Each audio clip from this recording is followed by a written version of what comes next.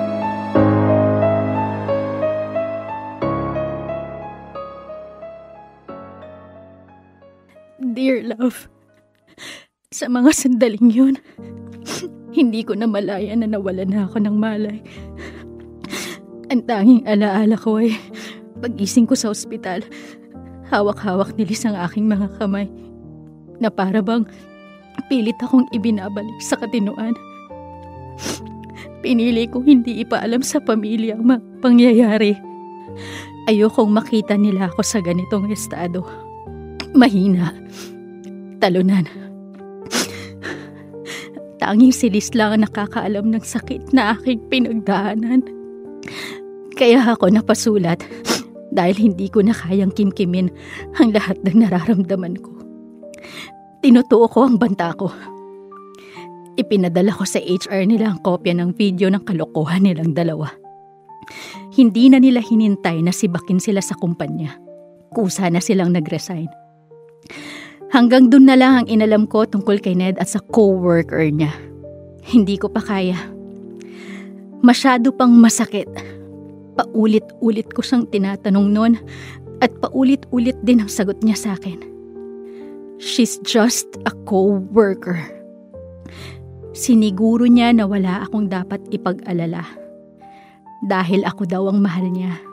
Pero iba talaga kapag kinutuban ka na, no? Kaya ikaw, tanungin mo ang sarili mo. Katrabaho lang ba talaga siya? O baka naman matulad ka sa akin na niloloko na, pilit pa ring pinapaniwala na there's no harm in being friends with her. Na she's just a co-worker.